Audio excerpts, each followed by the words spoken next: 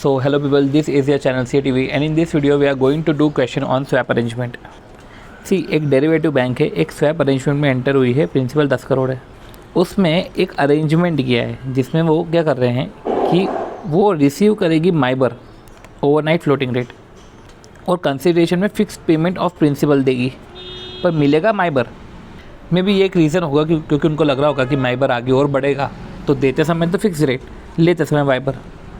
Swap में enter हुए Monday को, जो कि 19 अगस्त था, पर कमेंस हुआ 20 अगस्त से, and run period 7 days, right. तो फिक्स देना, माइबर लेना और रन पीरियड 7 डेज है, पूरा ट्यूसडे टू मंडे दे के रखा है। अब अगर फिक्स रेट ऑफ इंटरेस्ट 8% है, ये माइबर तो चेंज हो रहा है ना, फिक्स रेट ऑफ इंटरेस्ट 8% है, आप तो ये नेचर ऑफ स्वैप अरेंजमेंट बताओ, राइट। तो Tuesday, Wednesday, Thursday, Friday, Saturday, Sunday, Monday, ये ठीक है। सबसे पहले संडे से holiday and work out in rounded out rupees, avoid decimal working, consider 365 days. सबसे पहले पूछ रहे हैं कि कौन सा स्वैप अरेंजमेंट है। चलो, तो गिवन स्वैप अरेंजमेंट एक प्लेन वेनिला अरेंजमेंट है। प्लेन वेनिला कैसे है? प्लेन वेनिला एक जेनेरिक स्वैप होता है जहाँ पे एक्सचेंज होता है, एक्सचेंज ऑफ फिक्स रेट। मैं फिक्स रेट एक्सचेंज कर रहा हूँ, बदले में फ्लोटिंग रेट मेरे को मिल रहा है, राइट। फिक्स रेट देकर फ्लोटिंग रेट में ले रहा हूँ। देखो, सबसे पहले देखो 4 तरीके के स्वैप होते हैं अपने, तो 4 तरीके के स्वैप अरेंजमेंट होते हैं। पहला अरेंजमेंट जहाँ पे आप फिक्स्ड देते हो, एक्सचेंज करते हो fix rate for floating rate, तो ये होता है हमारा प्लेन वेनिला। इसको बोलते हैं जेनेरिक स्वैप। ये अपना फिर आता है बेसिस रेट स्वैप, ये है नॉन जेनेरिक।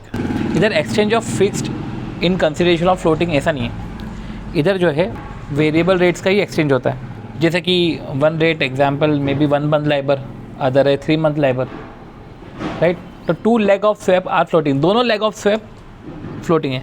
तो एक तो हमारा हो गया exchange of fixed rate to floating, फिर एक है exchange of 1 variable to another, exchange of 1 floating rate to another floating rate.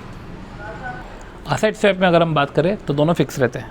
और लास्ट स्वैप होता है हमारा अमोर्टाइजिंग स्वैप। ये स्वैप जो है बोरोवर्स यूज़ करते हैं, तो वो बोरोवर यूज़ करते हैं जिन्होंने इशू करे रिडीमेबल बॉन्ड्स।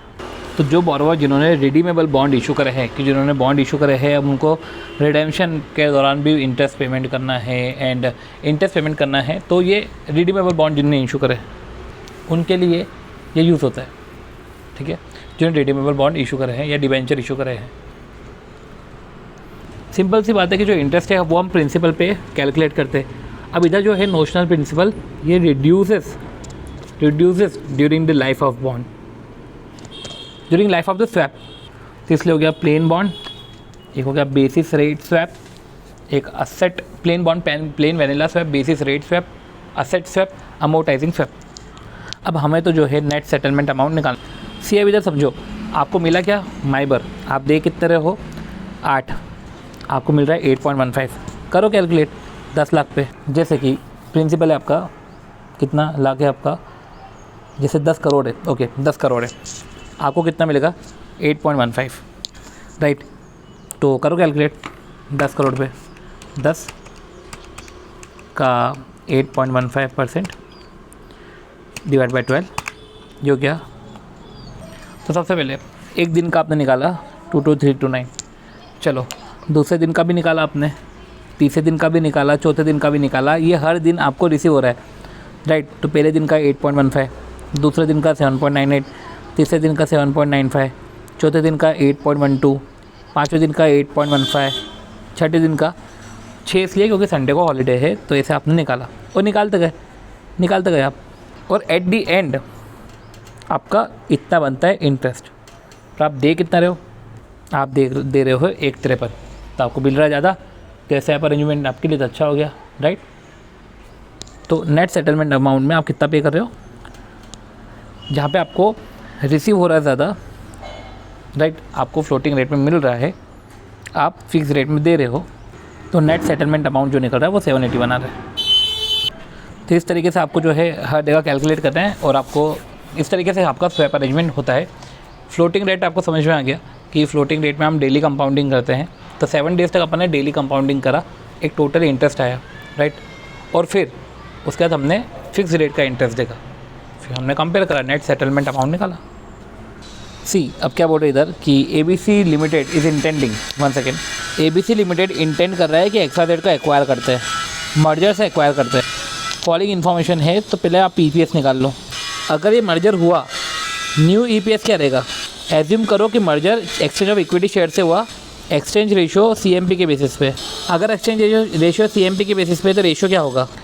28/42, तो 0.667, राइट, 0.667 बोल देता हूँ, ये एक्सचेंज रेशियो है। मतलब उसके एक शेयर के बदले में हम 0.667 शेयर देंगे, तो उसको 18 लाख शेयर नहीं दे रहे, इसको 0.667 दे रहे हैं, मतलब ये 12 लाख हो गया एक तरीके से। तो देखो, if the propose merger take place what would be the new earning per share. तो ठीक है, हमारे पास अब अर्निंग पर शेयर, तो देखो earning after tax 75 lakh plus 54। तो इस तरीके से हमारा जो है पोस्ट मर्जर EPS आया 4.78। ईजी है ये तो, राइट, कि हमने टोटल अर्निंग्स को ऐड करा और number of shares A plus number of share B, उसको एक्सचेंज रेशियो से मल्टीप्लाई करा, मतलब एक्वायरर और टारगेट को एक्सचेंज रेशियो से मल्टीप्लाई करा। सो अगला, what would be the exchange ratio if XYZ want to ensure that. Exchange ratio क्या होगा अगर XYZ want to ensure the earning to member as RS before the merger take. वो बोल रहे हैं what should be the exchange ratio. Exchange ratio क्या होगा अगर XYZ limited wants to ensure the earning to member as RS before the merger takes place, कि जो पहले हो वही बाद में रहे। तो ऐसे केस में आप बोल दोगे कि आज आपका एक्सचेंज रेशियो ना EPS के बेसिस पे होना चाहिए, राइट। तो आपका एक्सचेंज रेशियो 3/5, मतलब एक तरीके से 60%, मतलब 0.60 होना चाहिए आपका एक्सचेंज रेशियो, ओके। अब आपका एक्सचेंज रेशियो अगर 0.60 है तो आपको फिर प्रूव भी करना पड़ेगा। अब आप प्रूव कैसे करोगे? सबसे पहले आपका EPS पहले कितना था? आपका EPS था ABC का बिफोर मर्जर 5 और टारगेट का 3। अब आफ्टर मर्जर क्या होगा? 75 लाख और 54 लाख टोटल प्रॉफिट्स, और टोटल नंबर ऑफ शेयर कितने हुए? 54 को 0.6 से मल्टीप्लाई करो, 32.4 प्लस 75, ये 107.4। तो 107.4 सॉरी 18 इंटू 0.60, राइट। तो ये 18 लाख है, ये 10.8 हो गया, तो 25.8 हो गया। तो 75 प्लस 54 डिवाइड बाई 25.8, ये है 5। तो ये आफ्टर मर्जर आपका 5 हुआ। तो एक्वायरर का before merger and after merger ये 5 है। पर टारगेट के लिए आपको क्या करना पड़ेगा? जैसे कि MPS की जगह मैं EPS कर दूँ, तो अर्निंग एक्वायरर का, टारगेट का, ठीक है, एक्वायरर का एंड बिफोर मर्जर मतलब और आफ्टर मर्जर, ये टारगेट का बिफोर मर्जर और ये आफ्टर मर्जर। पर ये जब हम आफ्टर मर्जर EPS निकालेंगे तो ये जो 5 है इसको इक्विवेलेंट करने के लिए उसको एक्सचेंज रेशियो से मल्टीप्लाई करना पड़ेगा, तो इसका भी 3 आ जाएगा। इस तरीके से हो जाएगा हमारा, मतलब हमको गेन और लॉस हमारा